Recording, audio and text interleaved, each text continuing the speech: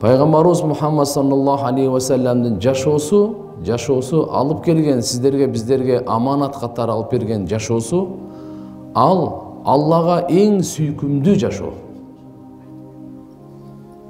Мейли ошол пайгамбарыбыздын алып келген жашоосунда эркек жашасын көрсөтмөлөрүндө, аял жашасын айырмасы жок. Канчалык пайгамбарыбыздын жашоосуна туш келсек, окшоштук, өзүбүздү канчалык ошого салсак, ошого жараша Алла Таала бизди жакшы көрөт, ошого жараша Алланын алдында сооп ийгиликтер болот, ошого жараша Алла субханаху ва таала сиздерди биздерди бактылуу кылат. Бактылуулукту буюмдан, нерселерден, акчадан, дүнүйөдөн издебейли. Бактылуулук пайгамбарыбыз Мухаммад саллаллаху алейхи ва салламдын алып келген дининен издейли. Убактыбыз анча эле көп эмес. Өзү жашообуз көп эмес. Алымдар айтат, ар бир инсан ахиретке мусапыр. Баарыбыздын өмүрүбүз кыскарып атат, ахиретке жакындап атабыз. Даярдыгыбыз кандай болуп атат? Былтыркы Рамазандан ушу Рамазан бир жыл өмүрүбүз кыскарыптыр. Кийинки Рамазан Кудай билет бизге белгисиз. Ошондуктан ар бир күндү баалайлы. Ар бир күнгө шүгүр кылайлы. Ар бир күндө Алла Таалага итаат кылып, Алла Таалага ибадат кылып, күн сайын жүрөктөрүбүздү тазалайлы. Күн сайын Алла субханаху ва тааланын разычылыгы үчүн Алла разы болгон амалдарды кылайлы. Жүрөктөрүбүздү тазалайлы дегеним, сыноо дүйнөсүндө Алла Таала шайтанды да жараткан.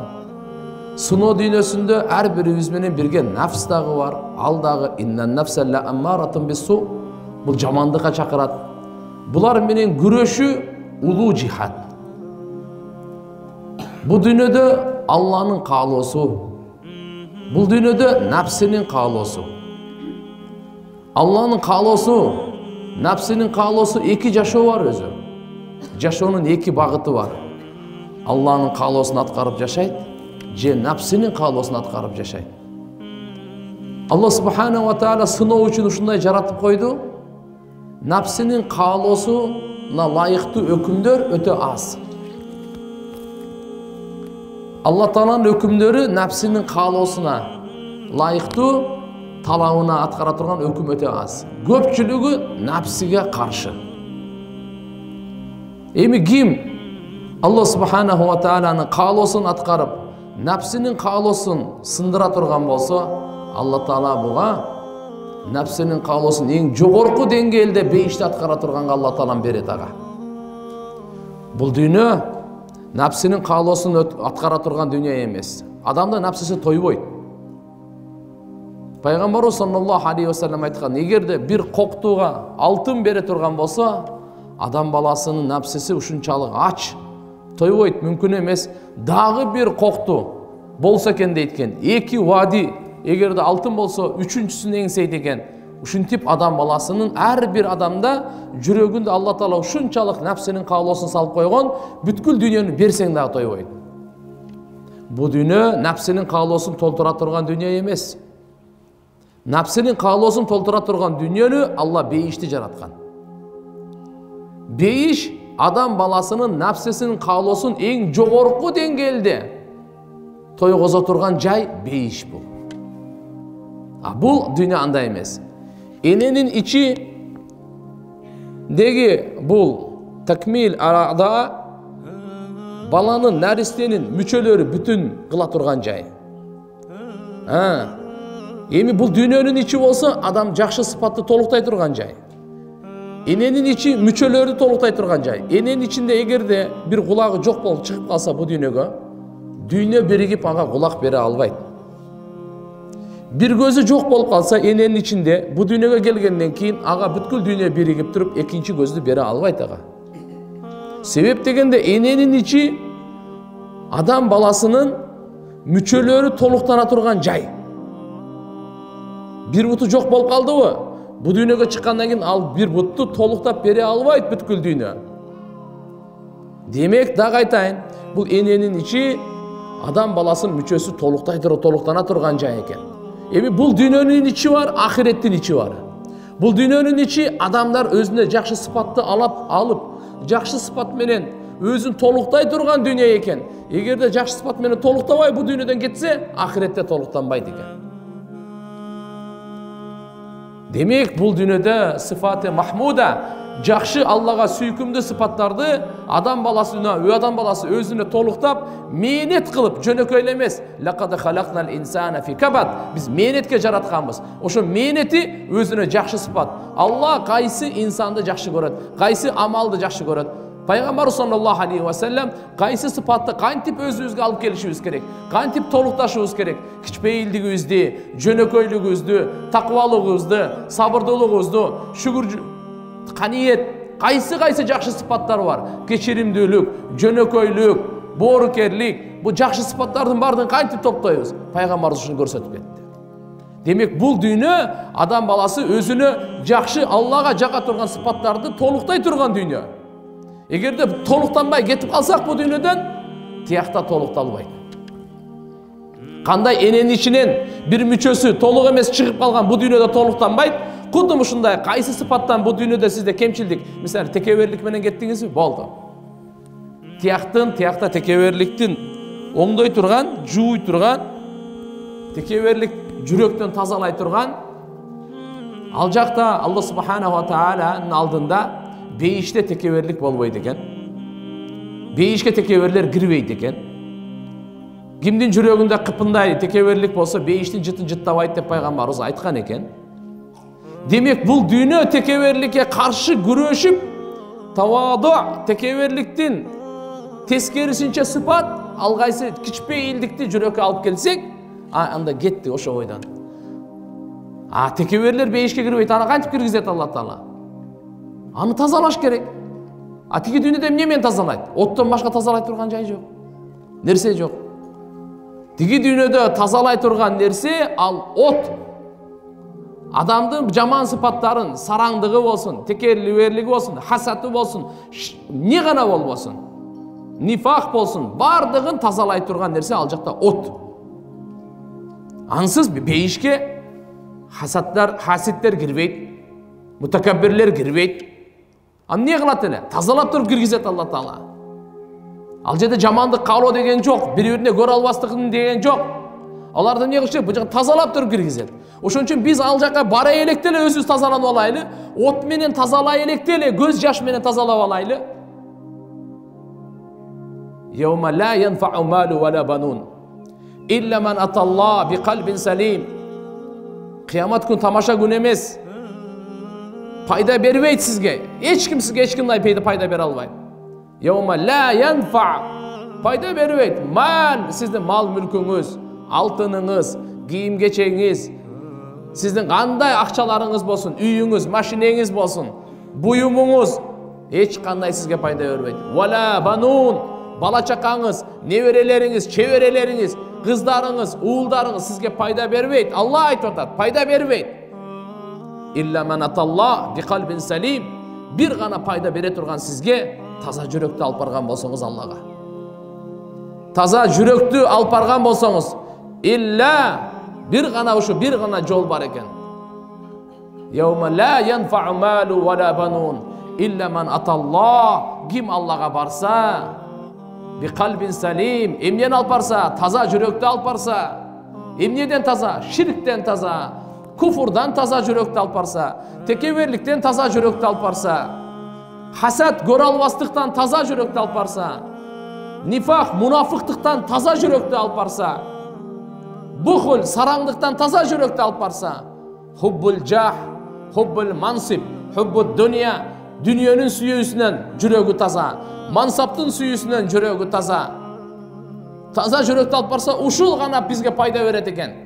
Түбөлүктө ахиретте пайда бере турган нерсе таза жүрөк эле экен. Демек айтып атканым, Алла Таала эненин ичин, эненин карынын, адам баласынын мүчөнүсүн толукташ үчүн жараткан.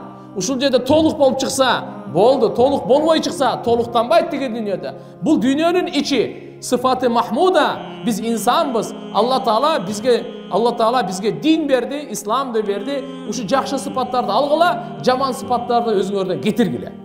Жалган сүйлөгөндү кетиргиле дагы, чынчылдыкты алып келгиле. Калп айтканды кетиргиле дагы, чынчылдыкты алып келгиле. Күнөөлөрдү, жаман сыпаттарды бардын чыгарып, жакшы сыпаттарга ээ болуп, ушул дүйнө экен. Эгерде ажал келип калса, чала болуп кетип калбайлы. Кир болуп кетип калбайлы. Күнөөкөр кетип калбайлы. Тообасыз кетип калбайлы. Тияктан кыйналып калбайлы. Бирөөнү ушактап, же бирөөгө жала жаап, бирөөнү жаман көрүп, бирөөгө зулумдук кылып, бирөөнү каргап, Алланын укугуна кемчилдик кетирбейли, бенделердин укугуна кемчилдик кетирбейли. Бул дүйнө өзү жоопкерчиликтердин дүйнөсү. Мойнубузда ар бирибизде жоопкерчилик бар, милдет бар, ошону аткарайлы. Башка аткарбай мага кызыктырбайт, бирок мен аткарайын. Мен атама не милдетим бар? Апама кандай милдетим бар? Күйөөмө кандай милдетим бар? Кайненеме кандай милдетим бар? Балама кандай милдетим бар? Келиниме кандай милдетим бар? Кошунама кандай милдетим бар? Жалпы эле мусулмандарга, жалпы эле инсаниятка кандай мойнумда жоопкерчилик бар? Ошону мен аткарайын. Себеп дегенде спрос, сурак менен болот. Ошого жараша Алла субхана ва тааlanın алдында мамиле болот. Эми бул дүйнөнүн ичи эмне экен? Жакшы сыпаттарды толуктай турган дүйнө экен. Аны бейиштин ичи болсо, адамдын напсы кумарын толуктай турган дүйнө. Демек, эненин ичи, эненин карны, мүчөлөр, адам баласынын мүчөлөрү толуктай турган жай. Бул дүйнөнүн ичи жакшы сыпаттарды толуктай турган жай.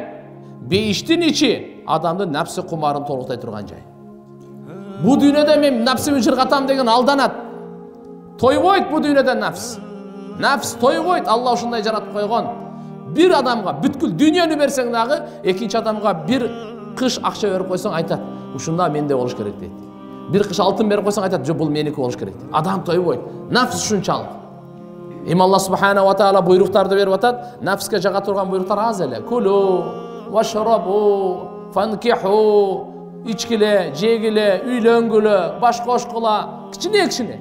А көпчүлүгү Алла субхана ва тааланын буйруктары бизге берилген nafsiga qarshi. Misali, Qur'onda Alloh subhanahu va taala aytadi: "Wasari'u ila maghfiratin min robbikum wa jannatin arduha as-samawati wal ard, uiddat lil muttaqin." Sizlar umtulg'ila, jarishqila, bir-biringizdan ozg'ila. Emnege? Robbinglarning kechirimdүүлүгүнө. Alloh taala sizlarni Robbinglar qaysi amaldan kechirse günöңөрдү, ошол амалга sizlar жарышқыла. Мейли дағрат болобу, мейли намаз болобу, мейли кайрымдуулук болобу, жана башка кандай болобосун. Ва жаннатин ардуха самават вал ард. Бейишке умтулгула, бейишке жарышкыла, бейишти талашкыла. Бейишке бири-бириңер менен жарышкыла. Ал бейишти туурасы 7 жер 7 асман, узундугу Алладан башка эч ким билбейт. Туурасы 7 жер 7 асман. Баруз бейишке кирсек, барузга жай бар. 7 миллиард адам бейишке кирсе, 7 миллиардына тең жай бар. Дозокто Алла ушундай жараткан, бардыгыңар кирсе, дагы эле жай бар бардыгына. Ар бир бала төрөлгөндө пайгамбарыбыз хадисте айтат: ар биринде bir орун бейиште, bir орун дозокто. Сиздердин, биздердин ар бирибизде бейиште да ордубуз бар, дозокто да ордубуз бар. Билип коюңуз. Бу пайгамбарыбыз айткан, Абу Дауд шарифте келет, хадис. Ар бир бала төрөлдүбү, bir орун бейиште, bir орун дозокто. Ар бир кыз төрөлдүбү, bir орун бейиште, bir орун дозокто. Сөзсүз. Эми иман келтирип, иманда жашоосун өткөргөн болсо, бейиштеги жайып өзүнүкү, дозоктогу калат бияка. Эми эгерде Кудай сактасын, күфүрдүн жолунда жашоо өткөрө турган болсо, имансыз жашоо өткөрө турган болсо, дозокто бая орду бар болчат. Итак эле бар эле, ошол ордуң сеники, бейиштегини сен алдырдың. А башкага берилет мына. Ошон үчүн ар бирибизде бар бейиштин туурасы. Пайгамбар саллаллаху алейхи ва саллям айтат: бейишке барды канча адам кирет, Алла билет, канчасын киргизет, ал өзү киргизет, өзүнүн мерими менен киргизет, дозокко адилеттүүлүгү менен киргизет. Биздин акыйдабыз ушундай. Алла таала бейишке киргизсе, өзүнүн мерими менен киргизет. Биздин амалдарыбыз бейишке ылайыктуу эмес, татыктуу эмес.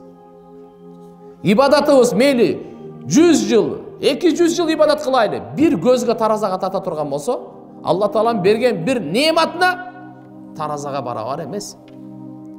Сиздин бардык намазыңыз, бардык ибадатыңызды таразанын бир ташына коюп, сизге берген bir көздү таразанын экинчи ташына койсо, ибадатыңыз тең келбейт ага. Биз бейишке каяктан ылайыктуу болойлу? Алла мээрими менен Алла киргизет бейишке. Дозокко Алла Таала адилеттүүлүгү менен киргизет. Алла залым эмес. Алла бендеге залым эмес. Ал өзүнө өзү кылды. Дозоктун жолун тандады. Куфурдун жолун тандады. Маасият, күнөөлөрдүн жолун тандады. Караңгылыктын жолун тандады. Макул, өзүңдүн тагдырың. Тандадыңбы? Тандадың. Бара бер. Ва хадайнаху надждайн, ачык айкын көрсөтүп койгонбуз. Бул ашууну дагы. Кааласаң бул жак менен барып дозокко ашып түшү, кааласаң бул жак менен барып бейишке ашып түшү.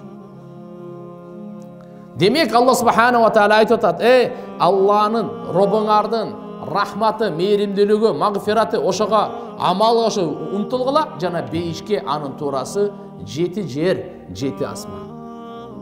Эми бейишке киргендерден эң мага берилбей калды деген, мага берилбей калды бейиш. Участоктарды билип атпайбы? Сизге канча сотик? 10 сотик. Сизгечи? 5 сотик. Сизгечи? 2 сотик. Сизгечи? 1 сотик берилди. Эң азы канча? 1 сотик. Бейишке кирип эң аз мага тийбей калды деген эң акыркы инсанга бу дүйнөдөн 10 эсе чоң бейиш берет Алла Таала. Жашап аткан Кыргызстандан эмес.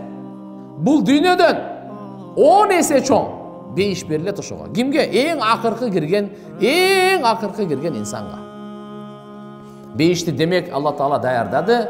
Уиддат лил муттакин. Муттакиндерге, такваларга Алла Таала дайындады.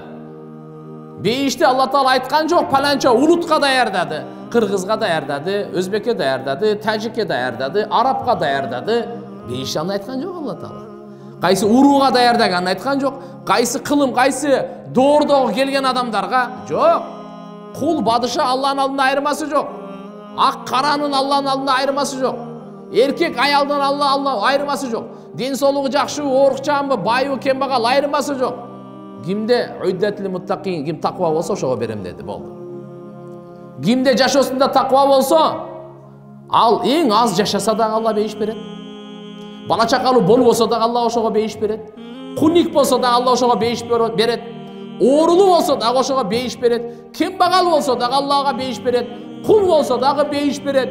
Таква болсо эле болду. Алланын алдында бир мыйзам, өзгөрүлбөгөн мыйзам. Бактылуу адам бейиштен орун алган адам.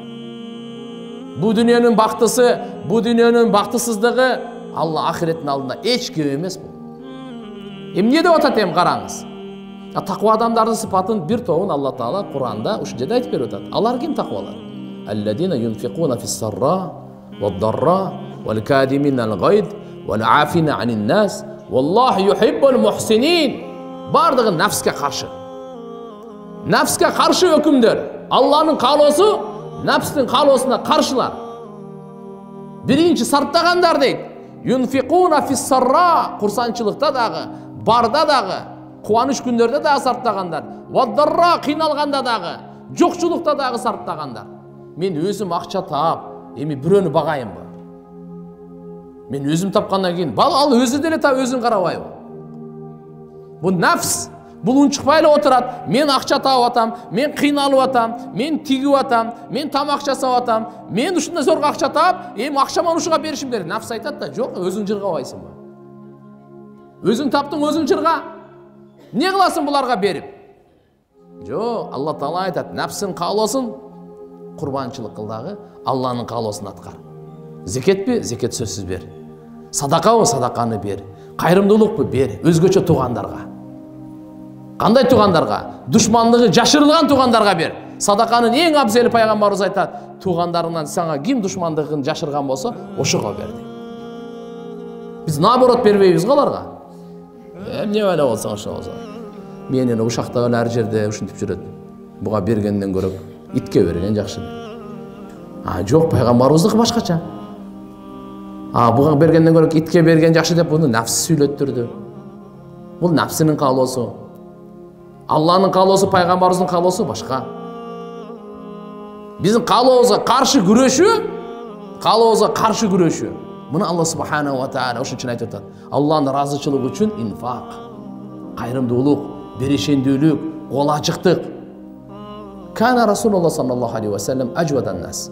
Пайгамбарыбыз адамзаттын эң берешени пайгамбарыбыз. Исламдын баалуулугу берешендүүлүк, итаму таам, курсак тойгозуу, башкаларга берүү. Пайгамбар саллаллаху алейхи ва саллям айтат: "Динар анфакта фи сабилилlah." Bir сомду, bir динарды Алланын жолуна сен сарптасаң, буга да сооп бар. Bir мискин, кембагалга сарптасаңыз, берсеңиз, буга дагы сооп бар. Bir мусапирга ага сарптасаңыз дагы сооп бар. Bir кулду азат кылганга сарптасаңыз да сооп бар. Үй бүлө бала чакаңызга сарптасаңыз да сооп бар. Бирок ушулардын бардыгынын эң сооптуусу үй бүлө бала чакаңга сарптаган да. Мынакей үй бүлө бала чакага сарптаган эң сооптуу. Демек ушуга биз мынакей биринчи напске каалоо каршы өкүм, акча тап адалдан акча тап дагы бечараларга сарпта. Бул бир. Вал кадиминал гайд, ачууну жуткан. Баарыбыз күн сайын азыр өзгөчө ушул убакта ачууланып калганбыз. Нервтер жука болуп калган. Сабырдуулук кеткен. Болор болбогон нерсеге урушабыз. Болор болбогон нерсеге тарынабыз. Болор болбогон нерсе ахирет үчүн тарынсак экен го мени. Мени эмне үчүн кеч сурап койду, биринчи буну сурап койду. Мени эмне үчүн биринчи төрдеди, өткөздү, мен буну өткөрбөй койду. Мен эмне үчүн буга жакшылык кылсам, буга мага жакшылык кылбай койду. Деп, мына биздеги ушундай ачууланга тез келе турган учур болуп калды. Вал кадиминал гайд, ачуусун жуткандар, ачуусун баскандар.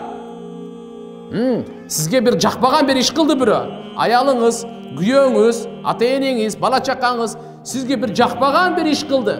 Ачуубузду келтире турган иш кылды. Ачууну биз качан жутабыз? Ачуубузду келтире турган иш болсо жутабызбы? Шайтан айтат: "Жок, сен ачууңду чыгар буга." Шайтандын каалоосу ачууңузду чыгарышыңыз керек, урушушуңуз керек, каргашыңыз керек, силкишиңиз керек, жаман сөз айтышыңыз керек, жүрөгүн ренжитишиңиз керек, капа кылышыңыз керек. Бул шайтандын азынан, нафстын каалоосу ушул да. Алланын каалоосу кандай? Вал кадиминал гайд. Ачууңду жут. Билем, ачууңду чыгара аласың. Күчүң жетет. Урсаң дагы болот. Ачууңду чыгарсаң дагы болот. Урсаң дагы акылуусун. Туура сен ачууңду келтирип атат бул. Бирок Алла Тааланын бизге кандай тарбиясы кандай болуп атат? Бейиштен орун алгың келеби? Ачууңду жут. Таква болгуң келеби? Ачууңду жут. Ачууну жутмайынча таква болбойт экен. Биз ачуубузду жутмайынча таква болбойт экен. Пайгамбарыбыздын алдында канча деген сахабалар, канча өзүнүн жубайлары, канча деген неме, канча ачуусун келтирип, бир пайгамбарыбыз ачуусун чыгарган жок. Күчтүү ким деди? Ачуусун жуткан күчтүү. Бирөөнү жыгып койгон күчтүү эмес экен, ачуусун жута алган күчтүү. Демек ачуусун жуткан мынакей Алланын каалоосу, ачуусун чыгарган нафсинин каалоосу, шайтандын каалоосу. Эмне үчүн мен сиздерге айттым, урматтуу энелер, эже карындаштар? Биз жөн эле сөздү маалымат катары укпайлы. Сураныч. Биз буну Кур'ани Каримдеги, хадистердеги бизге Алла Таалам бергени амал үчүн берген. Бул күрөш. Бейиштин күрөшү. Ошон үчүн укканыбызга ойлонойлу дагы учурда пайдаланайлы. Азыр ушул жерде уктукпу, үйүбүзгө бардык. Ачуулана турган иш болду. Кур'анда Алла Таалам не деген эле деп ушуну бир эстесек. Вал кадиминал гайд, ачууну жутуп койду. Эмне үчүн жутайын? Таква болоюн. Эмне үчүн таква болом? Бейишке кирейин. Бейишке кирген адам бактылуу. Фаман зухсиха анин нар ва удхилал жанна факад фаз. Ва мал хаяту дунья илля мата'ул гурур. Ким дозоктун отунан коткарылып бейишке киргизилсе, ошол бактылуу адам. Ошол бактылуу адам. Дүнүйөнүн буюму, дүнүйөнүн нерселери бир аз эле бул гурур. Мен менсий турган, менин кийимим мындай, менин машинем мындай, менин үйүм мындай, менин диваным мындай, менин алтыным мындай. Ну и что? Бул сыймыктана турган нерсе эмес. Бул текеберлене турган нерсе эмес, кыйынсына турган нерсе эмес. Кыйынсына турган нерсе ачууңузду жуттуңуз. Кыйынсына турган нерсеңиз Алланын ыраазычылыгы үчүн сарптаңыз. Кыйынсына турган нерсе таквалык, жөнөкөйлүк, ибадаткөйлүк, аманаткөйлүк, чынчылдык, боорукерлик, адамгерчилик, каниет, шүгүр. Кыйынсына турган нерсе башка. Жүрөктүн тазалыгы кыйынсына турган нерсе башка.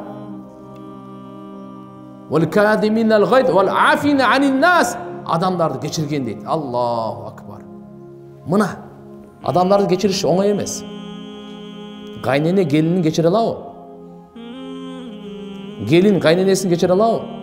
Кайнеже кайынсиңдилерин кечире алабы? Күйөөсү аялын кечире алабы? Аялы күйөөсүн кечире алабы? Ата-эне бала чаканы кечире алабы? Бала чака ата-энесин кечире алабы? А бул жерде Алла Таала айтып атат, о жакындар, адамдарды кечиргендер. Бирөө мага зулумдук кылды, бирөө мени ушактады, бирөө мага жала жапты, бирөө менин акыма тебеледи, укугумду тебеледи, акымы алып алды, бербей ата. Кечире аласызбы ошону? Нафс айтат, эмне үчүн кечиресиң? Шайтан айтат, эмне үчүн кечиресиң? Сени урматтабаса, сени сыйлабаса, сен тууралуу мындай сөздөрдү айтса, сен адамсыңбы, адам эмессиңби? Сенде намыс деген барбы? Шайтандын дааваты. Шайтандын чакырыгы. Напсынын каалоосу ошондой. Напсыбыз бар да. А нафс кандай? Инна нафса ла аммаратун бису. Нафс дайыма сизди жамандыкка гана буйрат. Билип коюңуз. Нафс сизди жакшылыкка буйрубайт. Сизди бейиште көргүсү келбейт, сизди дозоктон көргүсү келет. Сизди дозоктон көргүсү келет. Адамдарды кечириш. Алла бир сөз менен айтып койду. Таква болгуң келеби? Адамдарды кечире бил. Эгерде адамдарды кечире билбесең, өзгөчө эң жакындарың ким? Күйөөң барбы, ата-энең барбы, аялың барбы, кайнене, кайната, бала чака барбы, тууган уруктар, атанын туугандары, апаңдын туугандары, эң жакындар, акариб. Ушуларды сен кечире билбесең, сен таква эмессиң. Таква болгондон кийин сен үмүт кылбай эле кой тиягын, өтө кыйын ал. Алла Таала айтып атпайбы, бул Куранда менин сөзүм эмес да, пайгамбардын сөзү эмес да, периштенин сөзү эмес да. Бул каламулла, Алланын каламы. Ким Алла? Өз ким Алла? Сизди бизди жоктон бар кылган Алла. Сизге бизге мына акылды берген, мына көздү берген, мына ал өңдү берген, мына ушу ден соолукту берген, өмүрдү берген, неаматтарын чачып тартуулаган. Ал-Мун'им, хакыйкый неамат берүүчү. Ден соолук, акыл эс, иман берген. Ушу Алла, ааламдын жаратуучусу, ааламды көзөмөлдөп, ааламды жүргүзгөн, жоктон бар кылган, сизди бизде эле эмес, бардык жандыкка ырыскы берген, каалаганы бейишке, каалаган дозокко киргизе турган, качан кааласа өлүм берип, жанын алып кое турган, качан кааласа Алла Таала ага өмүр бере турган. Улуу Алла субханаху ва таала. Ким Алла? Ошол айтып атат, бизди жаратуучубуз айтып атат, биздин кошоюнубуз айтып атат, бизге жашоо берип аткан Алла айтып атат. Бизге ырыскы берип аткан Алла айтып атат. Бизге иман берген Алла айтып атат. Ден соолук берген Алла айтып атат. Ата-эне, бала чаканы берген Алла айтып атат. Алланы жакындан тааныйлы, чырайлуу тааныйлы, Алланы жакшы көрөйлү. Ла илаха иллаллах, Алланы тааный турган калима. Ла илаха иллаллах, Аллага сыйына турган калима. Алладан ала турган калима. Алла берүүчү, Ал-Ваххаб, суратпай туруп берүүчү, күттүрпөстөн туруп берүүчү. Демек Алла Тааланы угайлы, Алланын каалоосу эмне экен? Адамдарды кечире бил. Таква болгуң келеби? Адамдарды кечир. Адамдарды кечир. Жакындарды кечир. Жүрөгүң каалабайт, мен билем. Напсың каалабайт да сен кечиргенгечи. Мен өтө жамандаган дейсиң. Мен өтө урган дейсиң. Мени сыйлаган эмес өмүр бою. Пайгамбарыбыз 21 жылдык зулумдукту кечирди. Сизге бизге зулумдук эмне? Бир платок бербей койсо ошо зулумдук да сизге. Чөсө бизге устукан бербей койсо ошол да. Жакшы күтпөй койду, салам алейкум дебей койду. Муну ушу зулумдук бизге. Башка эч кандай бизди уруп тепкилеп бир жерге кан сындырып пындырган жери жок. Болор болбогон эле сөз. Эч кандай мааниси жок бир. Бир дүнүйө бир кичине эле. Ошо иншалла кечире билели. Күн сайын кечирели, күн сайын. Күн сайын бейиш каалайбызбы? Күн сайын даражан каалайбызбы? Күн сайын жүрөктөгү рахатты каалайбызбы? Күн сайын кабырдагы нурду каалайсызбы? Кечире билиңиз, күн сайын кечириңиз. Жүрөктү күн сайын таза кармаңыз.